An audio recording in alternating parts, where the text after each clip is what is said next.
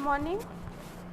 हम जो है डायरी के पन्ने पाठ पढ़ रहे हैं और आज जो है हम एन जो है, जो बच्ची है, वो जो खत लिखती है, पत्र लिखती है, उसकी हम आज आखिरी चिट्ठी पढ़ेंगे। और ये चिट्ठी में जो है आज उसने अंतिम बातें करी और बहुत लंबी चिट्ठी लिखी है, जिसको हम 2 भागों में पढ़ेंगे। कुछ भाग आज हम पढ़ेंगे क्लास में और कल बाकी का भाग जो है इसका कल की क्लास में पढ़ेंगे, ठीक है। तो ये चिट्ठी जो है उसने कब लिखी थी? मंगलवार को लिखी थी और 13 जून उस दिन तारीख थी। 1944 के दिन लिखी थी। क्या लिखा उसने ये हम इसमें पढ़ते हैं। मेरी प्यारी किट्टी, मेरा एक वो जन्मदिन गुजर गया है। इस हिसाब से मैं 15 बरस की हो गई हूँ। और जो है एन कितने साल की हो गई है? 15 साल की हो चुकी है। मुझे काफ़ी सारे उपहार मिले हैं। आज उसका क्या है? बर्थडे है। और बर्थडे के दिन क्या मिलते हैं? बहुत सारे गिफ्ट मिलते हैं। तो वो यही कह रही है कि आज उसको बहुत सारे उपहार मिले हैं। स्प्रिंगर की 5 खंडों वाली कलात्मक इतिहास पुस्तक, चड्डियों का सेट, 2 बेल्टे, 1 रूमाल, दही के 2 कटोरे, जैम की शीशी, शहद वाले 2 छोटे बिस्किट, मम्मी पापा की तरफ से वनस्पति विज्ञान की एक किताब, मार्गोट की तरफ से सोने का एक ब्रेसलेट, वानदन परिवार की तरफ से स्टिकर एल्बम, डरसेल की तरफ से बायोमाल और मीठे मटर, मीएफ की तरफ से मिठाई और बेब की तरफ से मिठाई और लिखने के लिए कॉपियाँ, और सबसे बड़ी बात मिस्टर कुगलर की तरफ से मारिया तेरेसा नाम की किताब तथा क्रीम से भरे चीज़ के 3 स्लाइस, ठीक है। पीटर ने पियोनी फूल का खूबसूरत गुलदस्ता दिया। बेचारे को उपहार जुटाने में अच्छी खासी मेहनत करनी पड़ी, लेकिन वह कुछ और जुटा ही नहीं पाया। और देखिए उसने सब ने उसको क्या दिया? बहुत सारे गिफ्ट दिए और उन गिफ्ट की उसने लिस्ट हमें बता दी। और अंत में जो पीटर के लिए कह रही है, वो पीटर जो है वो क्या कर सका? सिर्फ उसको खूबसूरत गुलाब दस्ता, ये खूबसूरत जो गुलदस्ता होता है फूलों का, वही दे पाया। क्योंकि जो है उसके लिए ये गिफ्ट जुटाना थोड़ा मेहनत का काम हुआ होगा, इसलिए जो है उसने अच्छी खासी मेहनत करके जो है जहाँ से भी उसको फूल का गुलदस्ता मिला, क्योंकि इतनी सारी चीज़ें तो सबने उसको दे ही दी थी, है ना। तो उसके बाद जो है फूल का गुलदस्ता जो है पीटर ने उसको दे दिया। बेहद ख़राब मौसम, लगातार बारिश, हवाएं और उफान पर समुद्र के बावजूद हमले शानदार तरीके से जारी हैं। और अब वो अपने जन्मदिन को मना रही है और उसके साथ में उस युद्ध का भी वर्णन कर रही है कि तो ख़राब मौसम है और खूब बरसात हो रही है और हवाएं चल रही तेज, उफान आ रहा है ना समुद्र के अंदर, और लहरें बन रही है। उसके बावजूद भी क्या है? शानदार तरीके से हमले जारी है, यानी कि युद्ध जो हो रहा है वो लगातार चल रहा है। कल चर्चिल, स्मर्टस, आइजनहावर तथा आर्नोल्ड उन फ्रांसीसी गांवों में गए जिन पर ब्रिटिश सैनिकों ने पहले कब्जा कर लिया था और बाद में मुक्त कर दिया। अब वो किसके बारे में बात कर रही है? ये सब प्रधानमंत्री थे ना, चर्चिल, स्मर्टस, आइजनहावर, आर्नोल्ड, है ना, ये सब फ्रांसीसी गांव में गए। ये सारे लोग कहाँ गए? जो फ्रांस के गांव थे वहाँ गए, जहाँ पर क्या करा था? ब्रिटिश सैनिकों ने कब्जा किया और बाद में उनको कब्जे से मुक्त कर दिया। चर्चिल टोरिपीडो नाव में थे। अब देखिए नाव का नाम है टोरिपीडो, और जो चर्चिल नाम के जो व्यक्ति है वो किस में बैठे थे? टोरिपीडो नाव में बैठे थे। इससे तटों पर गोलीबारी की जाती थी। और जो चर्चिल है जिस नाव में सवार थे उससे क्या की जा रही है? जो तट है समुद्र के किनारे, वहाँ की क्या की जाती? गोलीबारी की जाती थी। बहुत से लोगों की तरह चर्चिल को भी पता नहीं है कि डर किस चिड़िया का नाम है। जन्मजात बहादुर। और अब जो है चर्चिल को पता नहीं है कि भाई डर किस चिड़िया का नाम है। डर भी कोई चीज़ है, क्योंकि जो लोग हिंसा फैलाते उनके मन में जो है डर की संभावना कम होती। तो उसको ये नहीं पता था कि डर क्या है, क्योंकि वो तो क्या था? जन्मजात बहादुर था, यानी कि वो है खतरनाक व्यक्ति था। यह हमारी एनेक्सी की किलेबंदी से डच लोगों के मूड की था पाना बहुत मुश्किल है।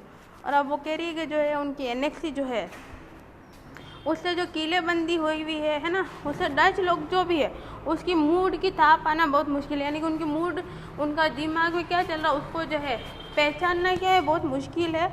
इस बात में कोई शक नहीं कि लोग बाग बेटे ठाले भी खुश रह लेते हैं। और अब जो है क्या कह रही है वो, कि जो लोग बाग है वो ठाले बैठ के भी क्या हो जाते हैं? खुश रह लेते हैं। जरूरी नहीं कोई काम धाम हो, बिना काम धाम के भी लोग क्या है मस्त अपनी ज़िंदगी को जी लेते हैं। ब्रिटिश सैनिकों ने आखिर अपनी कमर कस ही ली और अपने मकसद को पूरा करने के लिए निकल पड़े हैं। और अब जो है वो ब्रिटिश सैनिकों के लिए कह रही है कि ब्रिटिश सैनिकों ने जो है अपने लक्ष्य को यानी युद्ध करके जो है कब्जा करने की जो नीति है उनकी, उस मकसद में वो क्या है, सैनिक सारे निकल पड़े हैं। जो लोग ये दावा करते फिर रहे हैं कि वे ब्रिटिश द्वारा कब्जा किए जाने के पक्ष में नहीं हैं, नहीं जानते कि वे कितनी गलती पर हैं। और अब वो ये कह रहे हैं कि जो है, जो लोग ये दावा करते हैं कि भाई ब्रिटिश जो भी जिस जगह पे कब्जा किया जा रहा है वो कब्जा करना सही नहीं है और कब्जा करने के पक्ष में नहीं है, तो वो कह रही है कि ये सबसे बड़ी गलती कर रहे हैं कि वो जो है उनकी इस चीज़ को नहीं मानते कि वो कब्जा करने के पक्ष में नहीं है। उनके तर्क का कारण इतना भर है, ब्रिटिश को लड़ते रहना चाहिए, संघर्ष करना चाहिए और हॉलैंड को आज़ाद करने के लिए अपने शूरवीर सैनिकों की शहादत के लिए आगे आना चाहिए। और आगे वो क्या कह रही है कि जो भी लोग हैं ब्रिटिश को कब्जा करने का विरोध कर रहे हैं उनको ये तर्क करना चाहिए, है ना भाई, कि सजेशन देना चाहिए, सुझाव देना चाहिए कि जो ब्रिटिश है उनको क्या करना चाहिए, लड़ते रहना चाहिए और क्या करना चाहिए, संघर्ष करते रहना चाहिए। और जो हॉलैंड है, हॉलैंड जगह का नाम है, हॉलैंड को क्या करना चाहिए, आज़ाद कराने के लिए जो शूरवीर सैनिक है उनकी शहादत के लिए क्या होना चाहिए, आगे आना चाहिए। यानी कि जो सैनिक युद्ध में मारे गए या जो भी परिस्थिति रही उनकी शहादत के लिए, है ना, जो शहीद हो गए उनकी शहादत के लिए क्या करना चाहिए, आगे आना चाहिए। हॉलैंड के साथ साथ कब्जे वाले दूसरे देशों को भी आज़ाद कराना चाहिए। और अब वो कह रहे जो हॉलैंड है उसके साथ साथ जो भी दूसरे अन्य कब्जे वाले देश हैं उनको भी क्या कराना चाहिए, आज़ाद कराना चाहिए। लेकिन उसके बाद ब्रिटिश को हॉलैंड में रुकना नहीं चाहिए। और अब जो है जो ब्रिटिश सैनिक हैं उनको क्या करना चाहिए, हॉलैंड में रुकना नहीं चाहिए, क्योंकि वो सिर्फ अपने सैनिकों को जो है जो भी शहीद है उनका बदला ले ले या फिर उनकी शहादत को मना ले या फिर उनको मुक्त करा ले, इतना ही करना चाहिए, उनको हॉलैंड में नहीं रुकना चाहिए। इसके बजाय उन्हें चाहिए कि वे सभी कब्जे वाले देशों से हाथ जोड़ कर माफ़ी मांगे, डच ईस्ट इंडिया इंडीज को उसके सही हकदारों के हाथों में सौंपे और थके टूटे हारे और लूटे पीटे अपने देश ब्रिटेन में लौट जाए। और वह क्या करिए, जो ब्रिटिश हैं जिन्होंने जहाँ जहाँ कब्जे करे उन सभी कब्जे वाले देशों को वो क्या करते, मुक्त कर दे और हाथ जोड़कर उनसे माफ़ी मांगे। और साथ में जो भी डच ईस्ट इंडिया कंपनी है उसके सभी हकदार जो भी है उनके हाथों में क्या सौंप दे, उनकी जो भी ज़मीनें थी, उनकी जो भी कंपनियाँ थी वो उनको दे दे।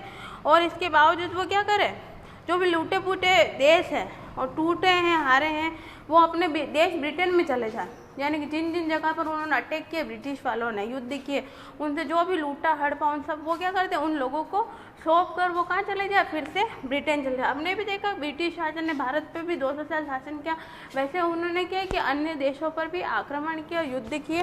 तो यहाँ पर भी जो है युद्ध के बाद जो है वो कह रही है कि भाई जो भी उन्होंने हासिल किया वो सब वो लौटा कर चले जाएँ। इसके बावजूद जैसा कि मैंने कहा कुछ एक समझदार डच लोगों को भी कमी नहीं है। अगर ब्रिटिश ने जर्मनी के साथ शांति संधि पर हस्ताक्षर कर लिए होते तो हॉलैंड और उसके पड़ोसी देशों का क्या हाल हुआ होता।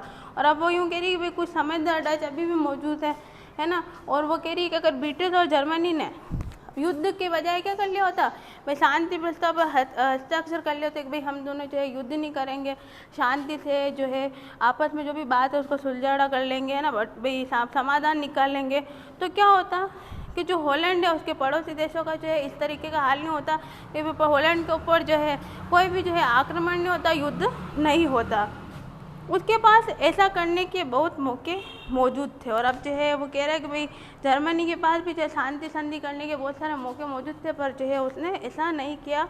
हॉलैंड जर्मनी बन चुका होता और तब यह होना ही समाप्ति का संकेत होता, सब कुछ खत्म हो जाने का संकेत। और अब वो कह रही है कि जो हॉलैंड है क्या हो चुका होता, जर्मनी बन चुका होता और तब यह होना ही क्या होता, समाप्ति का संकेत होता और सब कुछ क्या होता, खत्म हो जाने का संकेत होता। यानी कि जो है अगर आपस में शांतिपूर्वक कोई भी बात का निपटारा कर लिया जाता तो क्या होता कि कोई भी युद्ध नहीं होता। ऐसा सभी डच लोग जो अभी भी ब्रिटिश को हिकारत से देखते हैं, ब्रिटेन की खिल्ली उड़ाते हैं, उसके बुढ़ाते लौडों की सरकार को ताने मारते हैं, उन्हें कायर कहते हैं, इसके बावजूद जर्मनों से नफरत करते हैं, एक अच्छा खासा सबक सिखाने के लायक हैं। उनकी जमकर मरम्मत की जानी चाहिए, तभी हमारे जंग लगे दिमाग खुलेंगे, उनमें जोश आएगा। और अब वो ये कह रही जो डच लोग हैं जो अभी भी क्या कर रहे हैं, इतने सारे आक्रमण हो रहे हैं और ब्रिटिश के भी जो है आक्रमणों को झेल रहे हैं, उसके बाद भी वो क्या कर रहे हैं कि जो है ब्रिटिश को हिकारत करते हैं, हिकारत से देखते हैं, यानी कि नफरत की नज़र से देखते हैं। और ब्रिटेन की क्या करते हैं, खिल्ली उड़ाते हैं। और जो है उनके जो भी बूढ़े लॉर्ड है, यानी जो भी गवर्नर है, उनको भी जो है वो क्या करते हैं, उनको ताने मारते हैं और उन्हें क्या कहते हैं, कायर कहते हैं। और इसके बावजूद जो है जर्मनों से क्या करते हैं, वो नफरत करते हैं, यानी कि जो है जर्मनी से हाथ नहीं मिलाने की जगह वो जर्मनों से भी नफरत कर रहे हैं, ब्रिटिश से भी नफरत कर रहे हैं। तो ये उन डचों के लिए क्या है, अच्छा खासा सबक सिखाने के लायक है। यानी कि भाई अब अगर किसी से नफरत करे, ज़बरदस्ती किसी से लड़ाई झगड़ा कर रहे हैं हम, तो वो हमसे आगे क्या करेगा, लड़ाई तो करेगा, युद्ध तो करेगा ही। तो ऐसी स्थिति में वो जो है खुद ज़बरदस्ती क्या कर रहा है, डच, जर्मन और ब्रिटेन से जो है युद्ध करने के लिए उसको उकसा रहा है। और इसके बावजूद क्या हो रहा है, उनकी क्या करनी चाहिए, जमकर मरम्मत की जानी चाहिए। तभी क्या होगा, हमारे जंग लगे दिमाग खुलेंगे और उनमें जोश आएगा। और अब जो है वो डचों के लिए भी कह रही है कि भाई जो है डचों को भी सावधानीपूर्वक जो है ये सब कुछ नहीं करना चाहिए। और अगर वो ऐसा करते हैं तो उनकी जमकर मरम्मत करनी चाहिए, ताकि उनका जो जंग लगा दिमाग वो क्या हो, खुल जाए। क्योंकि ताकतवर से लोहा लेना चाहिए, लेकिन ज़रूरत पड़े तब, बेवजह नहीं। आगे देखिए, मेरे दिमाग में हर समय इच्छाएं, विचार, आरोप तथा डांट फटकार ही चक्कर खाते रहते हैं। और अब वो कह रही है उसके दिमाग में हमेशा क्या होते हैं, विचार चलते रहते हैं, आरोप चलते रहते हैं और डांट फटकार की जो चीज़ें हैं वही उसके दिमाग में चलती रहती है। क्योंकि वो दिन भर क्या करती रहती है, पूरे घर में सबको बर्दाश्त करती और सबकी डांट फटकार सुनती रहती है। तो उसके दिमाग में क्या है, डांट फटकार की स्थिति बनी रहती है। मैं सचमुच उतनी घमंडी नहीं हूँ जितना लोग मुझे समझते हैं। और अब वो यूँ कह रही है कि मैं सचमुच घमंडी नहीं हूँ। एन कह रही है कि मैं अपने आप में घमंड नहीं करती, पर लोग मुझे क्या समझते हैं, घमंडी समझते हैं। मैं किसी और की तुलना में अपनी कई कमजोरियों और खामियों को बेहतर तरीके से जानती हूँ। और वो कह रही है कि जो भी उसमें कमियाँ हैं, जो भी जो है उसमें खामियां हैं, वो उसको क्या करती है, बेहतर तरीके से जानती, औरों से बेहतर तरीके से जानती भी। और उसको जो है कुछ भी कहते हो, लेकिन उसमें वो गलतियां और कमियां नहीं है। वो कह रही है कि मैं अपने आप को अच्छे तरीके से जानती हूँ, क्योंकि हम अपने आप को अच्छे तरीके से जानते हैं कि हम कैसे स्वभाव के हैं। मैं किसी और की तुलना में अपनी कई कमजोरी और खामियों को बेहतर तरीके से जानती हूँ, लेकिन एक फ़र्क है, मैं जानती हूँ कि मैं खुद को बदलना चाहती हूँ, बदलूँगी और काफ़ी हद तक बदल चुकी हूँ। और अब वो क्या कह रही है कि वो जानती है कि उसमें क्या कमियां हैं, क्या कमजोरियां हैं और उसको बेहतर तरीके से कैसे वो बदल सकती है। लेकिन उसमें एक फ़र्क क्या है कि मैं ये जानती हूँ कि मैं खुद को क्या चाहती हूँ, बदलना चाहती हूँ और बदलूँगी और काफ़ी हद तक क्या है, बदल चुकी हूँ। तब ऐसा क्यों है, मैं अपने आप से ये सवाल पूछती हूँ कि लोग मुझे अभी भी इतना नाक घुसेड़ू और अपने आप को 30 मार का समझने वाले क्यों मानते हैं। और अब वो उसको गुस्सा आ रहा है कि वो कह रही है कि भाई लोग उसको क्यों मानते हैं, ख़राब क्यों मानते हैं, उससे बहुत सारे सवाल क्यों पूछते हैं और अपने आप को ही समझदार क्यों मानते हैं, और मुझे नाक घुसेड़ू यानी नाक को गुस्सा रखने वाले क्यों मानते हैं और अपने आप को 30 मार क्यों समझते हैं। क्या मैं वाकई अक्खड़ हूँ, क्या मैं अकेली अक्खड़ हूँ या वे सभी हैं। और अब जो वो कह रही है, छोटी सी बच्ची है 15 साल की, जो कह रही है कि भाई मैं खाली अकेली अक्खड़ हूँ, कि बाकी सब लोग भी क्या अकेले और अक्खड़ है। यह सब वाहियात लगता है, मुझे पता है। और अब जो है वो ये सारी बातें कर रही है, अपने आप की बुराई करना या कोई उसकी बुराई कर रहा है, तो ये सब क्या है, वो कह रही है कि वाहियात है, गलत तरीका है और ये उसको पता है। लेकिन मैं ऊपर लिखा है कि आखिर वाकई काटने वाली नहीं है। और उसने कह रही है कि जो आखिर जो भी बातें हैं वो बीच में काटने वाली नहीं है।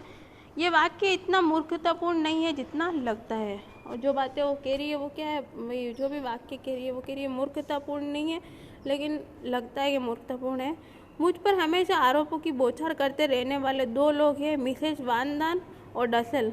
उनके बारे में सबको पता है कि वो कितने जड़ बुद्धि है। और अब देखिए वो जड़ बुद्धि कह रही है उन दोनों को, और उसको सबसे ज़्यादा डांटने वाला है, सबसे ज़्यादा उसको जो है भला बुरा कहने वाला कौन है, मिसेज वानदान है ना, मिस्टर वानदान की पत्नी। और जो डसेल है, जो माल साहब है, वो जो है उसको क्या करते हैं, जो है भला बुरा कहते हैं। और वो उनको क्या कह रही है, वो जड़ बुद्धि 2 लोग ही है जो मुझे क्या कहते हैं, भला बुरा कहते हैं। मूर्ख जिसके आगे कोई विशेषण लगाने की जरूरत नहीं है। और अब जो जड़ बुद्धि कहते हैं, यानी जड़ बुद्धि यानी बिल्कुल ही पागल समझ लिया उसने उनको।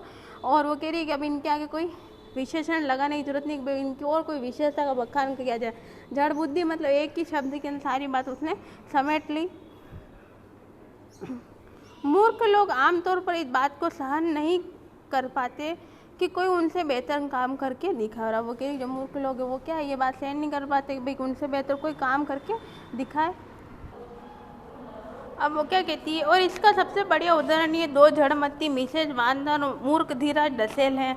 और अब जो है वो कह रही है कि जो मूर्खों से मुंह लगना भी बेकार की बात है ना। और इन सब का जो है उदाहरण अगर पेश करें तो कौन दो व्यक्तियों का नाम ले रही है, मिसेज वांदन और डसेल का नाम ले रही है। और क्या बोल रही है, एक को तो क्या बोल रही है, वो जड़मत्ती कह रही है और दूसरे को मूर्ख धीरज कह रही है, मूर्खों का भी राजा कह रही है वो उसको। मिसेज वांदन मुझे इसलिए मूर्ख समझती है क्योंकि मैं उनकी जितनी बीमारियों की शिकार नहीं हूँ। और अब वो क्या कह रही है, मिसेज वांदन उसको क्या समझती है, मूर्ख नहीं समझती। क्यों समझती है वो, क्योंकि वो उसकी जैसी बीमारी, क्योंकि मिसेज वांदन और उसकी उम्र में काफ़ी फ़र्क है। तो इंसान जब तनाव में होता है तो वो किसी न किसी पे गुस्सा निकालता, तो वो मिसेज वांदन के लिए, छोटी सी बच्ची के लिए वो उनको मूर्ख नहीं समझती है। आगे देखिए, और उनकी इतनी बीमारियों की शिकार नहीं हूँ, वे मुझे अक्खड़ समझती है क्योंकि वे मुझसे भी ज़्यादा अक्खड़ है। और अब वो कह रही है वो उसको क्या समझती है, अक्खड़ समझती है क्योंकि वो उससे भी ज़्यादा क्या है, अक्खड़ है।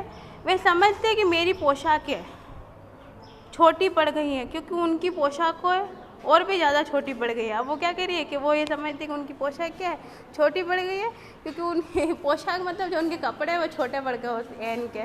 और वो कह रही है कि मेरे से ज़्यादा छोटा था शायद उनके कपड़े पड़ गए हैं। और वे समझती हैं कि मैं अपने आप को कुछ ज़्यादा ही 30 मार खर्च समझती हूँ क्योंकि वे उनकी विरासत मुझसे भी 2 गुना ज़्यादा बोलती है। और अब जो है वो 30 मार खा समझती है, यानी कि वो छोटी सी बच्ची को जो है मिसेस वांदन ये क्या है, कुछ ज़्यादा ही जो है अलग तरीके का समझती है। और वो क्या कह रही है, वो मुझसे भी ज़्यादा 2 गुना ज़्यादा बोलती है। वो यूँ सोचती है कि मैं ज़्यादा बोलती हूँ, लेकिन वो बच्ची कह रही है कि वो जो मिसेज वांदन है वो मुझसे भी 2 गुना ज़्यादा बोलती है, जिनके बारे में वे खाक भी नहीं जानती। और अब जो है वो बेमतलब की बातें बोलती रहती है जिनके बारे में क्या है वो कुछ भी नहीं जानती। यह बात डसेल पर भी फिट होती है। और अब जो है वो कह रही है डसेल पे भी फिट होती है, डसेल पे क्या उसी की तरह है। लेकिन मेरी प्रिय कहावत है, जहाँ आग होगी धुआं भी वहीं होगा। और अब वो क्या कह रही है कि जहाँ पर आग होगी वहीं पर धुआं होगा, यानी कि जहाँ पर जो है कुछ ज़्यादा ही जो है धुआंधार कोई बात होती है तो वहीं पर क्या है, लोग उससे चिढ़ते और जलते हैं। तो यानी कि वो एन है जो है महत्वपूर्ण समझ रही है, वो कह रही है मैं बहुत महत्वपूर्ण हूँ इसीलिए ये लोग मुझसे चिढ़ते हैं। और मुझे यह मानने में रत्ती पर भी संकोच नहीं कि मैं सब कुछ जानती हूँ। और अब वो कह रही है कि मुझे कुछ भी जानने की ज़रूरत नहीं, क्योंकि मैं सब कुछ जानती हूँ कि युद्ध की स्थिति कैसे है, कौन छुप के क्यों रह रहे हैं, है ना, आगे क्या होने वाला है। क्योंकि वो क्या करती है, हर छोटे छोटे अपडेट को जो है लिखती है डायरी के अंदर, और जो है वो हर छोटी बात को जानती है। इसलिए वो क्या है, अपने आप को समझदार समझती है। और इसमें जो बड़े हैं वो उसको क्या समझ रहे हैं, मूर्ख और जड़ बुद्धि समझ रहे हैं। अब वो अपनी माँ के लिए कह रही है, क्या बोल रही है, मेरे व्यक्तित्व के साथ सबसे मुश्किल बात यह है कि मैं किसी भी और व्यक्ति की तुलना में अपने आप को सबसे धिक्कारती हूँ। और अब वो कह रही है कि उसकी व्यक्तित्व, उसकी पर्सनालिटी की बात सबसे महत्वपूर्ण क्या है कि वो किसी और दूसरे की तुलना में क्या करती है, खुद को ज़्यादा धिक्कारती है। क्यों कि यदि माँ अपनी सलाह देना शुरू कर देती है तो उनके उपदेशों की पोटली इतनी भारी हो जाती है कि मुझे डर लगने लगता है कैसे होगी इससे मुक्ति। और अब जो है वो अपनी माँ के लिए कह रही है, देखो माँ सबकी जो है डांट फट कर लगाई थी, तो वो कह रही है अगर उसकी माँ जो है उपदेश देने लगती तो उस उपदेशों की पोटली यानी जो ज्ञान का भंडार है वो ज़्यादा हो जाता है, जिससे वो मुक्त कैसे होगी ये वो सोचने पे मजबूर हो जाती है। जब तक एन का वही पुराना रूप सामने नहीं आ जाता मुझे कोई नहीं समझता। और अब वो कह रही कि जो है अगर वो समझदार बन के भी रहने की कोशिश करे, चुप भी रहे, तो जो है उसको कोई नहीं समझता। वो क्या चाहते हैं, वो गुस्से वाली एन चाहते हैं कि वे गुस्सा करे, लड़े झगड़ा करे, सामने जवाब दे। जब तक मैं वैसे नहीं बन जाऊँ तब तक वो क्या करते रहते हैं, लगातार बोलते रहते हैं। यह वाक्य मेरा हिस्सा है, बेशक लगे कि ऐसा नहीं होगा, फिर भी इसमें थोड़े से सच का अंश है। और अब वो कह रही है कि वाक्य जो है मेरा हिस्सा है और बेशक लगे कि ऐसा नहीं होगा, फिर भी जो है थोड़ा सच का अंश है कि भाई जो है मेरा क्या है, घर वालों से जो है लड़े झगड़ा या फिर जो है मैं गुस्सा करती हूँ, ऐसा वो कह रही है। कई बार तो मैंने अपने आप को प्रताड़ित करने के लिए इतने गहरे उतर जाती हूँ कि सांत्वना के 2 बोल सुनने के लिए तरस जाती हूँ और कोई आए और मुझसे इससे उबारे। और अब जो है कई बार वो ज़्यादा भी भूल जाती हो कि गुस्से में, है ना, तो वो कह रही है कि भाई वो इतना मतलब चिल्ला जाती है, चिल्ला जाती है, गुस्सा आ जाता है उसको कि कोई उसको सांत्वना दे। इसके लिए भी वो क्या हो जाती है, तरस जाती है। वो उसने गलती करी या फिर वो चिल्लाई तो उसको भी कोई समझा, ऐसा भी नहीं होता है। काश कोई तो होता जो मेरी भावनाओं को गंभीरता से समझ पाता। अफसोस ऐसा व्यक्तित्व तो मुझे अब तक नहीं मिला है, इसलिए तलाश जारी रहेगी। और अब वो कह रही है कि काश कोई होता जो उसकी भावनाओं को गंभीरता से लेता, उसको समझ पाता, पर अफसोस क्या ऐसा कोई व्यक्ति नहीं है, अब तक नहीं मिला, इसलिए जो है ऐसे व्यक्ति की भी तलाश है कि भाई उसको भी कोई समझे। मुझे पता है तुम पीटर के बारे में सोचकर हैरान हो रही हो। नहीं क्या किट्टी, मैं मानती हूँ कि यह सच है कि पीटर मुझे प्यार करता है, गर्लफ्रेंड की तरह नहीं बल्कि एक दोस्त की तरह। उसका स्नेह दिन पर दिन बढ़ता ही जा रहा है और अब वो पीटर के लिए कह रही है उसका दोस्त होगा, तो कह रही हूँ कि वो मुझे बहुत समझता है, प्यार करता है, लेकिन वो गर्लफ्रेंड की तरह नहीं एक दोस्त की तरह समझता है और उसका जो प्यार है वो मेरे लिए क्या है दिन प्रतिदिन बढ़ता जा रहा है। लेकिन कई बार कोई रहस्यमयी ताकत हम दोनों को पीछे की तरफ खींचती है, मैं नहीं जानती कि वो कौन सी शक्ति है। और अब देखिए वो बच्ची है, बचकानी बातें कर रही कि जो है उसको कोई रहस्यमयी शक्ति है जो उसको उसकी तरफ खींचती है और वो नहीं जानती वो क्या सब हो रहा है। कई बार मैं सोचती हूँ कि मैं उसके पीछे जिस तरह प्रेम दीवानी बनी रहती हूँ उसे बढ़ा चढ़ा कर बता रही हूँ, लेकिन यह सच नहीं है। इसका कारण यह है कि अगर मैं उसके कमरे में 1-2 दिन के लिए ना जा पाऊँ तो मेरी बुरी हालत हो जाती है, मैं उसके लिए तड़पने लगती हूँ। पीटर अच्छा और भला लड़का है, लेकिन उससे मुझे कई तरह से निराश किया है। धर्म के प्रति उसकी नफरत, खाने के बाद उसकी बातें करना और इस तरह की कई बातें मैं बिल्कुल भी पसंद नहीं करती। वो पीटर के लिए बोल रही है, पीटर जो है उसको वो पसंद करती है पीटर को, लेकिन पीटर की जो है कई सारी बातें जो है उसको नापसंद भी है, क्योंकि जो है उसकी धर्म के प्रति नफरत है ना। खाने पीने के बारे में भी जो उसकी बातें अजीब तरीके की है। तो जो है पीटर के लिए वो दोस्ती के लिए, उसके स्नेह के लिए दीवानी तो है, लेकिन उसको कई सारी बातें जो है पीटर की पसंद नहीं है। तो जो ये चिट्ठी आज लिखी है उसका आधा अंश हमने आज पढ़ लिया है, आधा भाग जो है हम अगली क्लास के अंदर पढ़ेंगे। तो आज के लिए इतना ही।